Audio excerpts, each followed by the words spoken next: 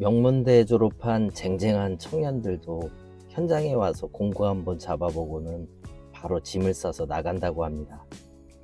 혹시 여러분도 시설관리 일을 시작하면서 내가 공부해서 자격증까지 땄는데 고작 이런 허드렛 일이나 하려고 여기 왔나?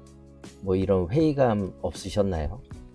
기술자라는 자부심과 초라한 현장의 괴리감 때문에 고민 중인 선배님들이라면 오늘 제 이야기가 작은 이정표가 될지 모르겠습니다. 오늘 영상 끝까지 보시면 기술자라는 무거운 이름에 짓눌리지 않고도 현장에서 인정받으며 롱런할 수 있는 시설관리의 진짜 본질이 무엇인지 확실한 판단 기준을 얻게 될 겁니다. 저와 같이 일하는 방재과장님의 씁쓸한 면접이라부터 제가 초보과장으로서 몸소 느낀 현장의 생생한 민낯까지 하나씩 짚어보며 함께 답을 찾아보시죠. 어제는 함께 근무하는 방재과장님으로부터 30년 시설관리 인생이 담긴 이야기를 또 한 토막 듣게 되었습니다.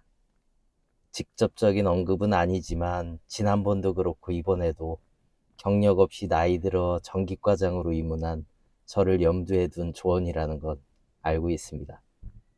과장님이 들려준 이야기는 이랬습니다.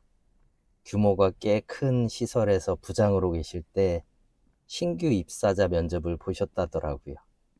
한 명은 한양대 공대를 졸업한 20대 후반 여성 지원자였고 또 한 명은 서울대 농대를 졸업한 30대 후반 남성 지원자였습니다.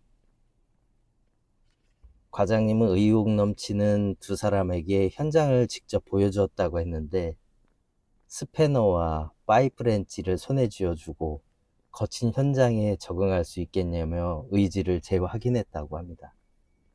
결과는 어땠을까요? 두 사람 모두 입사하지 않겠다는 답을 보내왔다고 합니다. 아마도 그분들이 생각했던 기술자의 업무와 현장의 잡다한 실무 사이에는 꽤 큰 간극이 있었던 모양입니다. 대표적으로 아파트 같은 시설은 무경력 자격자들이 입문하기가 비교적 쉽습니다. 하지만 기술적인 깊이가 부족하다 보니까 흔히들 말하는 잔디 깎기나 개똥 치우기 같은 허드렛 일을 맡게 되는데 그런 게 문제라는 이야기를 듣다가 제가 물었습니다. 아니 그렇다면 그런 일은 누가 할까요? 내가 하지 않으면 결국에는 누군가 전담해야 할 텐데. 그러니까 과장님은 할 일 없는 관리소장이 해야지. 그러라고 월급 450씩 주는 거 아니겠냐. 뭐 이렇게 말씀하시더라고요. 물론 그 말씀의 본뜻은 잘 알겠습니다. 기술직 엔지니어라면 마땅히 기술적인 근본에 충실해야 한다는 의미겠지요. 만약에 우리가 근무 시간 내내 전기나 기계, 그리고 소방 안전 관리에만 매달려야 하는 환경이라면 그 말이 100번 옳을 겁니다. 그렇지만 아파트에 계신 선배님들, 우리 현실은 어떤가요? 우리가 맡은 포지션이 업무 시간 전부를 바쳐서 정력을 쏟아 부어야만 유지되는 일인가요? 현재 주상복합 전기과장으로 근무하는 저 역시 제 얼굴에 침 뱉고 싶은 생각은 추호도 없습니다. 하지만 한 걸음 뒤로 물러나 이 시설관리라는 자리를 가만히 바라봐 주십시오. 어떤 일을 어떻게 할지 대충 보이지 않습니까? 아파트 시설관리직의 첫 번째부터 마지막 임무가 시설의 안전과 유지 관리인 것 당연합니다. 그리고 나머지를 채우는 영역은 결국에는 행정과 서비스입니다. 잔디를 깎고 오모를 치우는 일 또한 시설관리의 연장선일 뿐이죠. 우월한 일과 하찮은 일을 굳이 구분짓는 건 어쩌면 우리 기술자들의 아집이 아닐까 싶습니다. 저는 비기술 직종에서 25년을 일하다가 이제 막 전기과장이라는 새로운 길을 걷고 있습니다.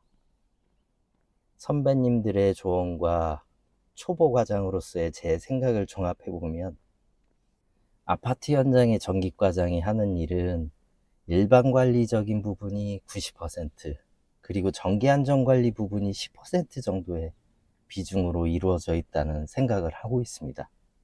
냉정하게 말해서 이런 여건에서 제가 목표하고 있는 20년을 채운다고 해도 제 자신을 당당하게 전기 기술자라고 부르기는 어려울 것 같습니다. 20년을 일해도 그 수준이라는 거는 어쩌면 이 업계가 요구하는 최소한의 기준이 그 정도라는 뜻일지도 모릅니다. 그래서 오늘 제가 드리고 싶은 말씀은 이겁니다. 전기, 기계, 소방이라는 이름, 그리고 기술자라는 단어에 너무 큰 부담을 느끼실 필요는 없다는 거예요. 우리가 흔히 말하는 기술자는 단계별로 나뉩니다.